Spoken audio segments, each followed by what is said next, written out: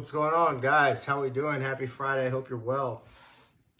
Chase here at Ever Bullish, the Stock Sherpa, the YouTube portfolio manager. Really excited to be making this video this morning. It's early. I'm still wiping the sleep out of my eyes and drinking my coffee here. I want to say thank you to all the recent purchasers of the Ever Bullish One portfolio. We're really catching on, and just a super bullish, great thing today. It's real simple. We got two things to knock out. I'm going to go over my accountability list. I'm going to go over my position on the market, what's going to happen next week, thoughts on the Fed. But first, I'm going to go over quick, simple, easy rebalances and also trades. When I talk about the Ever Bullish One portfolio, now that it's just taken off, I want everybody to understand exactly kind of what the theory and the philosophy behind all this is, and really my mission, and maybe you can help in case I'm not communicating something properly. So first off, straight up, what is a rebalance? A rebalance is whenever we have a stock portfolio or a portfolio of any asset, and we're going to have, let's just pretend this is the portfolio from January to April when I made my first trades and rebalance. We got 25 stocks inside of the portfolio. We got green stock, we got yellow stock, we got red stock, we got violet stock, we got blue stock. And let's just pretend, for the sake of this conversation, that these stocks are all owned proportionally. You know that I'm overweighted and underweighted if you bought the portfolio, so we don't have 100% just equal weight of everything. But let's just pretend, for the sake of this conversation, that we have 6% in yellow stock, 6% in green. I'm sorry, that's green. 6% in yellow stock, 5% in red, and so on to all 25 stocks. Just a little bit of an overweight of 6%. What a rebalance is a rebalance, and this is exactly what mutual funds do. This is exactly what SMAs do. This is exactly what professionally managed accounts do, particularly if you're at one of like the major institutions, is they just sell out of all of these. And I do my rebalance on the 15th of the month instead of the 1st, just straight up right there. That will get you an extra 1% on average in your portfolio. It has to do with the timing of when mutual funds and contributions from 401k accounts and the minutiae behind how the money movement has to happen for millions and millions and millions and hundreds of millions of people putting 401k and systematic deposits into their retirement accounts when those funds hit. So right there, rebalance on the 15th instead of the 1st, you're welcome. Second thing, what I like to do is, if we're going to rebalance on the 15th, I say sell out of your portfolio, do the sells the Wednesday before. So you got to just pick it, right? So if the 15th falls on a Tuesday, we want to do this the Wednesday before that. If the 15th falls on a Friday, we're going to do it that following Wednesday, right? So I want your sells on a Wednesday. Sell out of these positions, every single position. I know it's 25 stocks. I have had a lot of people bitch at me about this. Well, do you want to beat the market or not? Look, it takes 10 minutes to put in market orders to get out of stocks. You can do basket trades nowadays. That's how I tell people to buy this. Do a basket trades, enter the entire trade ticket, click a button. It takes less than 10 minutes. So there is going to be a little bit of give and take here, but for a $75 portfolio that beats the market by 8%, then I don't want to hear you complaining. So anyway, let's get back to this. So I want all your sells and all your positions on the Tuesday. The Wednesday, either before or after the 15th.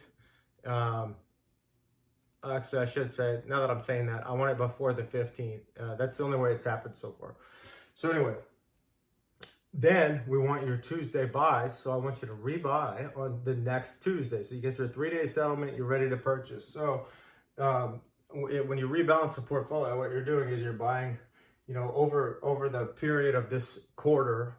Let's say that stock green goes up to 8% of your portfolio, and stock yellow goes down to 5%, and stock red goes up to 6%. This is called portfolio drift, and what it does is it makes you overweighted and underweighted just by sheer performance of each stock to have too much or too little. Very rare that this is that big of a deal. over the super long term, but very easy way to do this. And the purpose of rebalancing is to essentially, it's a way to systematically take profits off the table and take losses off the table, buy low and sell high, right? If I got green stock here went from 6 to 8, I'm going to capture that 2% by selling everything, rebuying it at 6%. So a rebalance is essentially just a straight up reallocation into all the stocks that you already have. So then when I say rebalance, and remember, rebalance is already optional. This portfolio is a list of suggested stocks. The performance goes off of this exact standard and process here. It's also easier to track. Go to Portfolio Visualizer, create a free account. You can put it in there, track it, keep me honest. But these are the straight up factual results that I'm giving you, and also how you should be managing your own results. So anyway, you get a rebalance. Sell everything, wait until the next Tuesday, rebuy everything on that Tuesday. Very simple. Now, when we talk about doing a trade, or I've been misusing the word rebalance because I believe in rebalancing in and out of things when we do it. So the idea here is that, we swapped RIDE for Ethereum. We swapped, I forget what was the other one. We saw Activision, and we bought, well, we didn't swap Activision. I don't know. We'll have to go back and check the tape. I'm on the spot trying to teach you here. But when we sell one position and buy another, oh yeah, Delta Airlines. So we sold Etsy and bought Delta Airlines. That's what it was. But so when we do that, now I can sell everything here. And then with the money that's left over, I can rebuy into the new position. So just real simple. If I'm going to get rid of green and yellow, and all the other positions are going to stay the same, I can still sell the entire portfolio, take this 12% that is the standard, or what is the recommended amount, and then rebuy it into said position. So if I say, hey, we're going to get rid of Etsy, and we're going to get rid of RIDE, and we're going to buy Ethereum, and we're going to buy Delta Airlines, we can either sell the entire portfolio, which is what I do. The math is not hard. And then rebuy it on the next Tuesday the way that I want it. Or what some folks do is to make sure that there's literally zero fractions of percentages in the account in cash, and they also don't want to do the math. You can hold all the other positions, do a sell on this one and a sell on this one, and then wait a day, or just calculate the cash in there, right? And then you can buy Etsy and Delta Airlines, and then do your rebalance. The point is here, it's really fucking easy. So that's what I mean by that. And we typically trade in and out of rebalances as well. So that's the idea. That's the theory. The little tip I gave you on how and when to do it, Wednesday before and Tuesday after, that is certainly worth a couple percentage points of your portfolio. That percentage point of your portfolio, your advisor is putting right in his deep pockets. Something this simple can just completely save. If you got 100 grand, I just saved you 2%. That's $2,000. I charge you $75, and you learn how to do this stuff. Again, thank you to all the ever bullish ones out there, but also thank yourself. You're learning how to manage a portfolio, and you're going to whip the shit out of the market. I want to challenge anybody out there, put this video on, and while you're in a meeting with your financial advisor, and just ask him why he hasn't told you this. Make it awkward. I want to scare the market a little bit, or the industry a little bit, and let's let them know that the jig is kind of up. So kitty's got claws today. I got my teeth out today. Riding that energy, let's go talk into the absolute abysmal drag of a market that I had in my trading account this week. I'm going to show you the positions that we have and the theory on that, and I'm going to try to keep this thing short, but at the same time, you guys are riding with the Sherpa. Let's climb together. All right. Can't find that, so we're just going to go to it. What happened this week? This week we had the Fed announcement. We had a speculation of the Fed announcement. We have insanely, and disgustingly low volumes. Trying to rebalance this thing out here a little bit.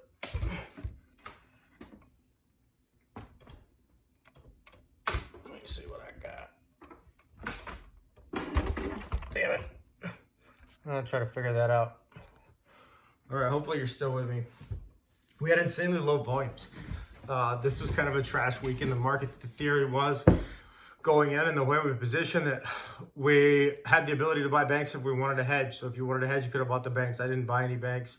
I have some FAS and some Goldman that are more of a long-term play, but for the trading purposes, it wasn't something I moved on this week. I was bullish on GBTC for the purpose of gaining traction on Bitcoin. It went up and then it came back down. We thought that oil was going to do, I thought that oil was going to do very, very well if we had no interest rate moves, which we did, and there was low inflation fodder. Unfortunately, there was a little bit of that. I really don't give a shit. There's no doubt about it. Oil is going to go through the roof for the rest of the year, particularly with these summer months coming up, particularly with what's going on with it. I'm here in Texas. I'm sweating my ass off because we're supposed to be storing or helping out the energy grid. Basically, the oil trades this week, I still believe it. I'm still very convicted, that is. But the market was scaredy cats. If you look at the heat map, it was all over the freaking place. So I'm going to try to pull up a heat map and show you guys another bit of my secret sauce. I'm just literally giving everything away here. I'm just telling you exactly the way it goes. So show some appreciation. Buy me a cup of coffee on my website, everbullish.com. So that was the hypothesis, right? Tech crushed it this week. I'm really proud and happy about tech and going to give you some thoughts on that. But here's kind of the piece of it. I know some of my bulls, Steve out there knows about this one. Patrick's following on this one too. But there's a bunch of other dudes and babes and bulls, I should say, that are starting to pick up on my correlation thing. And what I want to show you is the heat map. I put this out on my Twitter, I put this out on my Facebook and on my Instagram. So if you're not following, get with it because I'm putting these out real time. And that's how the YouTube portfolio manager, Chase at Ever Bullish, is going to gain his edge. But for the biggest part of what I want to say, let's get to it. Check it out. If you got the Stockmaster app pulled up, as you should, because this is what we use, go over here and click on Market Map. This is called a heat map. These heat maps, I can look, I've got it based on volume right now. This is literally like showing you, think about a soccer field, or no, think about a baseball diamond. This baseball diamond has my 9 position players, right? And it shows me whenever when I would talk about buying laggards, think about it like, okay, I'm gonna use the Astros. I'm a Houston guy, right? A Texas guy, right? When the Astros won the World Series, when the Astros went to the World Series and ultimately won the title, one of the things that they did is they were one of the first teams to really use a shift. And what they did was they said, hey, this player seems to have a tendency to put it over here, and I'm going to put a second baseman and a shortstop and a first baseman and my center fielder all over to the right side. If he can hit it to the left side, we're going to let him do it. So what this map does is it shows us those parts of the field that don't have any players in said position. I hope that is an okay analogy. I don't want to catch any shit for being an Astros fan. I've loved them since since I was a baby, and Biggio and Bagwell 7 and 5. That's the way I came up with $75 for the portfolio, along with my babbling story about 1/10 of the cost of the Contra fund. So sharing a lot today. Don't really care. I'm giving you nuggets. You got to ride with the Sherpa here. All right. So when I go back to this, if I click on or tap on semiconductors, I can look at what's moving the market the best. NVIDIA was the biggest market mover in semiconductor yesterday. It was up 4.79%. But I can follow these along. If I click on the actual sector itself, it'll pull up the heat map of the sector. So when I talk about oil and gas, for example, Oxy was down 7. I can just look right now while the market's moving, while the market's trading. All I have to do, and right now, by the way, it's 7:30 in the morning. There is no market trading, but this is just the last tick of the last close. So this is Thursday evening or Thursday afternoon. So what I have here is this. I can go energy. I can go integrated energy. I can go oil and gas. I can do the entire energy sector. I can look at all of these things. And I can see This is the baseball diamond. I can see where the gaps are, and I'm going to try to hit it there. That's why I like the oil trade. That's why I like the energy trade. That's why I like, if you're not already in them, the bank trade. That's why I like biotech, baby, LabU. We had a good week in that, right? We're going to continue to have a good week in that. So I can even click right here. Biotech, I don't even have to click. Look at this. I just look at it, especially up on my bigger screen. VRTX and BIIB, Biogen, Regeneron. I can see what's going up and what's going down. Yesterday, Regeneron was up, Biogen was down, but this is a volume heat map. So more trades were on the downside with Biogen than we're up on the upside of Regeneron. We're hitting that 15-minute mark. We're going to do our accountability. This is an ugly one. This was not a great week for me. I don't care. Still convicted. Still going to trade my ass off. Going to go out there, shoot or shoot. Reggie Miller mentality. You got to keep hitting it. And, you know, I didn't really lose that much, actually, given the times that I traded. So this was about probably a down 6% week, and that's including the holds on ERX, Callum Petroleum, and then Devon as well. So let's go through it. This is from last Friday to this Wednesday. This is this Thursday. This is the best timing that we have on that.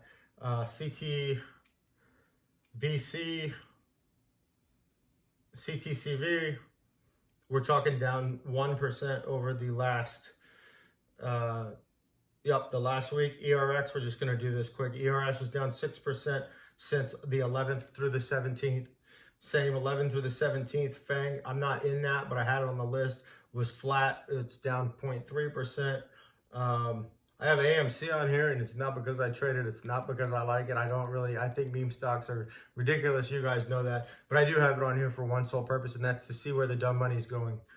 So on days when that's up and the rest of the market's down, I feel better about buying what's down than days that's down and the market's up, because there's new dumb money flowing in. Devon was down 5 since I recommended it. That's one of the first best bets from last week that have been negative. So stick with me on that one. I'm still convicted. I'm still cool with it. I still like it. Palantir up 5%. So if you're holding Palantir, go ahead and keep riding with that. And that's mostly because of the big ride up yesterday. As you can see here, it went from 24.5 to 25.5 in a single day, and that's right after the Fed announcement. You know, this is getting a little long. I think I'm losing you guys here. So this is published on my website. I'm going full transparency. We are doing this. We are taking on the traditional asset managers, traditional asset management, the bullshit bureaucracy, and the dogma in the investment world. I'm giving you all the information that I know after 12 years of being a high net worth asset manager, being a professional day trader, and being a complete, absolute, obsessive maniac about the markets. I'm giving it to you for free. It's a Friday. If you made any money in my trades, or if you learned anything this week and you feel like if a friend taught you this, you'd buy him a beer, buy him a cup of coffee, or buy him a round of golf. You can do the same thing on my website. I appreciate it very much. This is how you rebalance. Very simple. Sell on Wednesdays, rebuy on Thursday, the next Tuesday. Remember, these are optional. If you have a gut feeling or you don't want to go with my suggested advice on those, you don't have to. Just remember that the tracking error is going to be a little bit. And I challenge you to beat me. When you start beating me, we're going to start adding you into this like a group project. So let me know when you're beating me on these things. Ever Bullish One Portfolio is going to change names to the Ever Bullish All Stock next year. It's been confusing everybody. We have had 0 trades or rebalances in the Ever Bullish Dividend Portfolio or the Balanced Portfolio. They're absolutely demolishing the benchmarks as expected, as is the Ever Bullish All Stock One Portfolio. Final thing, I want somebody to comment for me and get the comments moving on my website. I'm thinking about getting rid of the stock screeners page because I've already given everybody exactly what that is. It's something that I do. I've told you exactly how to do it. I'm thinking about getting rid of that and then adding the book club page on the website. Go ahead and vote for me, or let me know just in the comments of what you think. This isn't for an algorithm click or anything like that. I'm just legitimately looking at where all the flow on my website goes, and almost no one ever clicks the stock screeners, and I don't really believe there to be a lot of great information, just since I've already told you exactly what I do for that. I just want to save the space on the website and make it a more attractive place for investors to find the information that they need. So vote for me. Anyway, this is what we do. This is how we take bad market news or bad performance, turn it into good performance, holding the ERX, holding the energy stocks. No fear whatsoever there. If the market or your portfolio is down and you have some cash, you want to pick up something a little bit better. I like FAS today. If you want to buy FAS today, I think we're going to get a bounce on that. Remember, nothing good happens on a Friday, just like nothing good happens after midnight, right? Just like your mama used to say, no matter what happens today, if the market's up 10% or down 10%, it wasn't you, it wasn't your gut or your instinct or your skills or your intuition. Fridays are literally meaningless. The only thing I'm trying to do is get out of positions that I currently have in tech space. I am always, I shouldn't say always, but as usual, holding and riding with LabU as well. But I got to free up some cash so we can fire around next week and make some more money. So Chase, Ever Bullish, the Ever Bullish One podcast, the Stock Sherpa. I'm setting the lines. I'm building the ladders. We're climbing to the top of the freaking mountain. We're going to do it together, and we're going to finally provide some value in an industry that's very underserved. So get with it. Download the Ever Bullish One podcast. Visit everbullish.com, free newsletter. And if you feel so inclined, you can always be altruistic. Buy me a cup of coffee, buy one of my portfolios, share it with a friend, neighbor, a stranger. Chase, I'm out. LFG, AFG, LGR. Let's get rich. Have a great weekend.